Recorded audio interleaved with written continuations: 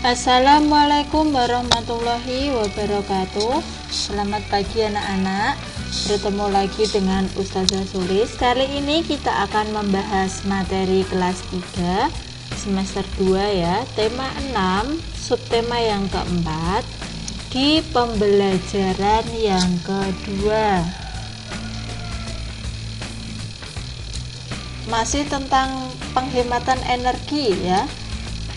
Hemat adalah sikap yang sesuai dengan pengamalan sila kelima Pancasila ya, yaitu yang berbunyi keadilan sosial bagi seluruh rakyat Indonesia.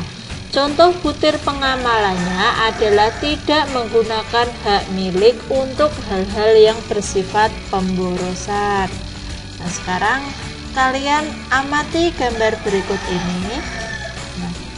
Bagaimana pendapatmu tentang perilaku anak pada gambar tersebut? Di sini sedang tidur santai ya di sofa, nyala TV-nya nyala, kerannya nyala, lampunya nyala semua, terus ada kipas angin, ada radio, semuanya nyala. Apakah itu termasuk sikap yang baik? Tidak ya. Perilaku anak pada gambar tidak sesuai dengan sila kelima Pancasila. Tuhan juga memerintahkan manusia agar tidak melakukan pemborosan. Seseorang yang melakukan pemborosan berarti tidak peduli dengan orang lain. Selain itu juga tidak peduli dengan alam yang kita tempati. Padahal alam ini merupakan tempat tinggal semua makhluk hidup. Nah, jika kalian melakukan pemborosan terutama pada energi ya, itu bukan hanya merugikan diri sendiri tetapi juga merugikan orang lain, bukan hanya manusia, bahkan lingkungan kita, bisa hewan, bisa tumbuhan juga merasakan dampaknya. Setelah kalian perhatikan tadi ya, ada di gambar halaman 161 pada buku paketnya. Tuliskan 5 kegiatan yang termasuk pemborosan energi. Di sini sudah ada contohnya. Perilaku pemborosan yang pertama, bermain-main yang menggunakan energi listrik. Sarannya, bermain-main bisa menggunakan mainan yang tidak menggunakan energi listrik. Contohnya ada di pembelajaran 1 kemarin, yaitu bermain kincir angin ya, yang dibuat sendiri menggunakan kertas. Itu tidak perlu menggunakan listrik. Nah, di sini sudah ada 5 contoh ya beserta sarannya.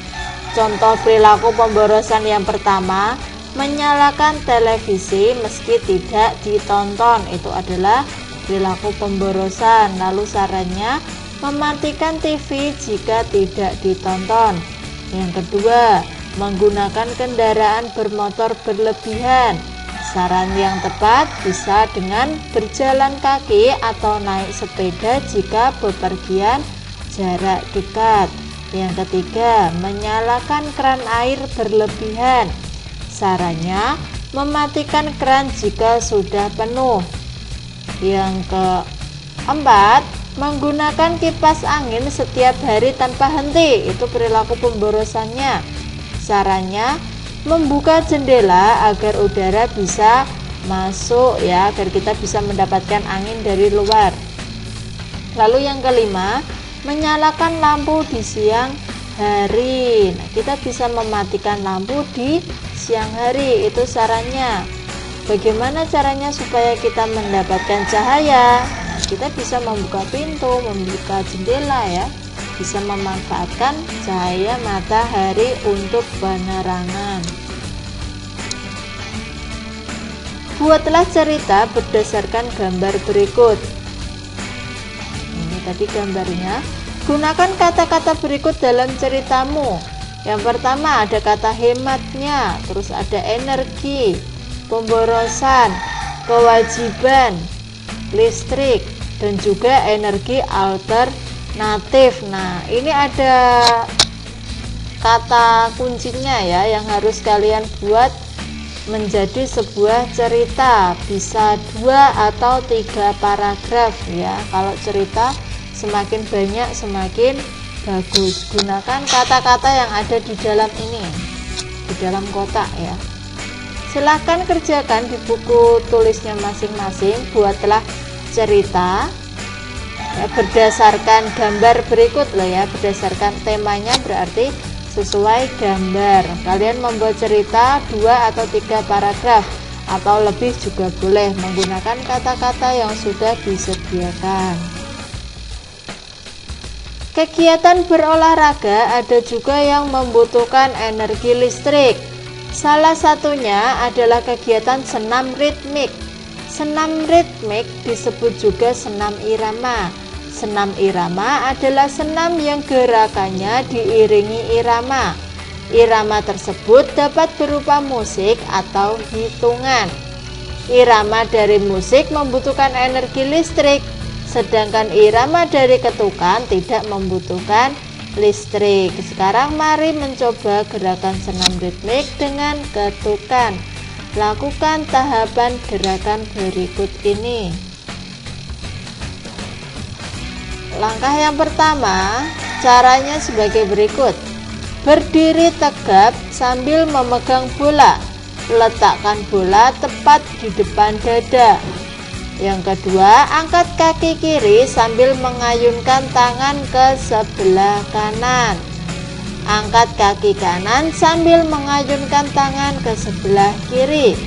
Lakukan sesuai irama yang dipimpin gurumu. Nah, ini contohnya ya. Nah, ini gerakan 1. Lalu gerakan yang kedua, memutar badan. Yang pertama caranya berdiri tegap, lalu jalan di tempat dimulai dengan kaki kiri. Pada hitungan keempat, putar badan menghadap ke belakang. Pada hitungan kelima, jalan di tempat kembali dimulai dengan kaki kiri. Pada hitungan ke-8, putar badan menghadap depan kembali. Lakukan sesuai irama yang dipimpin gurumu. Nah, ini langkah yang kedua. Lalu langkah yang ketiga yaitu melakukan gerakan kombinasi ya. Nah, ini gerakan yang pertama digabung dengan gerakan yang kedua. Lakukan secara berulang. Untuk lebih jelasnya akan disampaikan oleh guru mapel PJOK-nya masing-masing ya. Nah, itu yang dapat Ustazah sampaikan, semoga bermanfaat. Bila ada salah kata, mohon dimaafkan. Wassalamualaikum warahmatullahi wabarakatuh. Selamat belajar.